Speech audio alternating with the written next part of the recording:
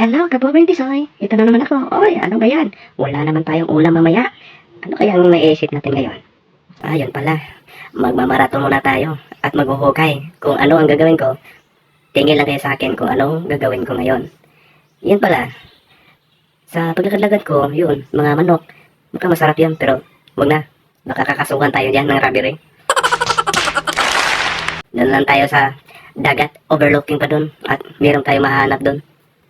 Tingnan lang natin sa mga paligid kung ano ang matitingnan nyo. And then, sa nakikita natin ngayon, Oh my God! Wow! isang buhangin. At ito pala ang hiwaga kong panghuhukay. Ito, kung kaka-probinsya po kayo, alam nyo niyan kung ano yan ang yung itinuturo ko. Yun pala ang talandaan yung, ano ba na, pangalan dyan sa inyo? Yung agukoy. Kayo na maghusga dyan kung anong pangalan nyo dyan kung taga-probinsya kayo. Ito pala ang diskarte ngayon ko ngayon. Gagawin ko. Kukuha ako ng alibukoy. At saka, yan ang pang-ulam ko ngayon kasi short kasi ako sa budget ngayon eh. Or, baka budget lang or wala ng pera. Yan. Ganito ang pag-uli sa agukoy. Kunin ko muna yung ulo niya para patay na, para hindi siya makakagat sa akin. Yun. Iba na naman ako ng ruta yung nag-ukay para meron naman ako mahanap. Okay lang hukay. Pag meron kayong makikita ganyan, kahit yung malaki, yung maliit huwag mo na yung kukunin. Dan yung, tandaan nyo, yung inukay nyo, ibabalik nyo agad kasi may dumadaan din. Baka mapila yan.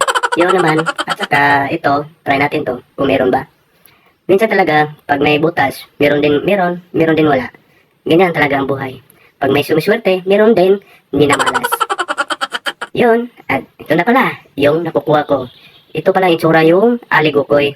Kung ano bang tawag din sa inyo. Dito, sisimulan ko naman yung paano natin lilinisin. Ito, wow. First step natin gagawin ito, yung aligokoy. Huhugasin muna natin ito kasi alam nyo na kung ano ang nilang kinakain ito. Huhugasin na natin at saka tapos, ito po, ang portion natin. First step. Ito para ang portion niya.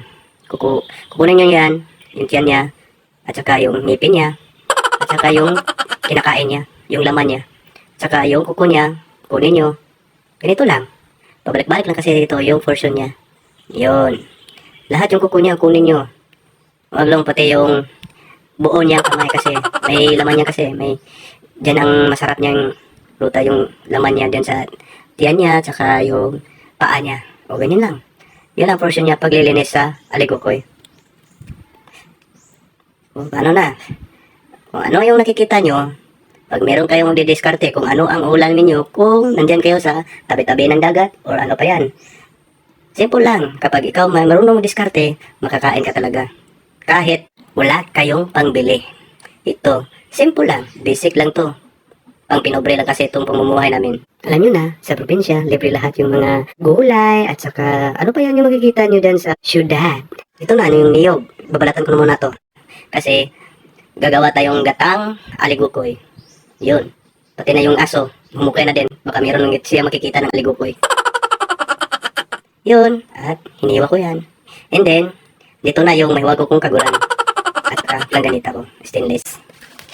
Pupagkurin ko lang ng dahan-dahan, baka yung kamay natin masali natin pagkudkod. Masugatan na tayo. Wala na. Tapos puruin ko na lang to para madali yung ano ang portion natin susunod. Ganyan lang. Simpleng pamumuhay at diskarte lang dito sa probinsya. Tsaka, kapag ganito na, yung portion, okay na. First portion ko sa aligokoy, ganito. Pailawan ko muna yung stove. Ito na. At saka ito na. Yung aligokoy, natapos ko na yon at takpan ko muna to. Pinainit ko muna yung aligokoy para lumabas yung tubig niya at saka wala nang tubig para ready na yan para mawala yung lansa niya. At saka kapag pula na yung aligokoy, pwede na yan. At saka next portion na din tayo. Yun lang, simple lang. Halo-halo at takipan ko muna kasi hindi pa kasi ready. Ito na yan. Pwede na to. Pwede na to pang ready to sangkap na. Okay na. At ito na po ang finaling nating mga sangkap. Garlic at saka onion. Maliliit lang kasi yung mga ingredients ko para hindi gaano maubos yung mga sangkap ko. At saka luya at saka atsal. At di naman magpapahuli yung kalabo. Mabango yan. At saka ito tanlad. Iwitik natin kamay. Yun. At ilumbid-lumbid natin ng slow motion para hindi mabuhaghag yung tanlad. Ganyan. Ganyan mga kapobre. Yun. Ito na. At sibuyas dahunan. Yun na ang ating ingredients. Okay na. Yun lang. Sunod naman natin gagawin. Lalagay na natin yung mga sangkap ko doon sa plato. At saka binalatan ko muna yung onion at hinihilang at saka luya. Ganyan lang pag i-slice natin yung mga sangkap natin. Para yung sangkap natin umaamoy diretso. Ganyan lang. Maliit lang, saka slight lang yung paghiwa ko yung sa mga panakot ko, ingredients. Yan lang, simple. Ganyan lang. Okay na, ito na yung aligupod ko. Tapos na yan, luto na yan. Pero lalagyan ko pa kasi yung gata yan para mas lalo siya maluluto. Yan. Lagay ko na yung lahat yung mga sangkap niya. Yun, tanlad, saka kalabo. Yun. At ang panguli, yung ang niyog. Panggata natin yun ng ingredients yung tubig niya, yung hindi yung masyadong maramihin, yung first niya, yung gata. Yung sabi nila is piso. Kukumutin ko lang para lumabas yung gata niya, yung ispiso. Saka sinasala. Hindi ko muna ilalagay dun sa nakaligupod ko niya sangkap lahat. Sa last ko na lang yan yung ilalagay yung ispiso ko. At pangalawa kong procedure, ito pala. Yun. Tapos na. Pangalawa kong procedure yung sabi lakshyaw, yung dalawang gata niya na hindi gaano ispiso. Yun lang yung sukod ko, yung para libre lang yung gata niya. Hindi gaano marami yung sabaw. Yan, okay na. At sinasala ko na din ang gata. Doon ilalagay ko lahat. Yun lang. At saka, pagkatapos yan, i-ready to, salang ko na yan. Yun. Open na yung stove ko at saka sinalang ko. At takpan ulit. Yun lang. Para lang walang nangyari. Oh, di ba? Magic. At saka, lagay ko na yung espeso. Yung kanina.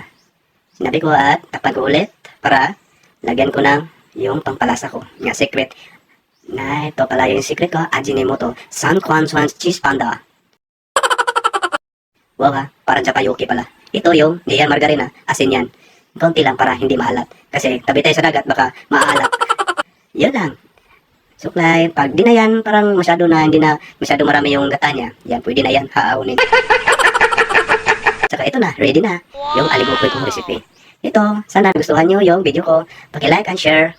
And thank you for watching Pobrente Soy Vlog. Sana all.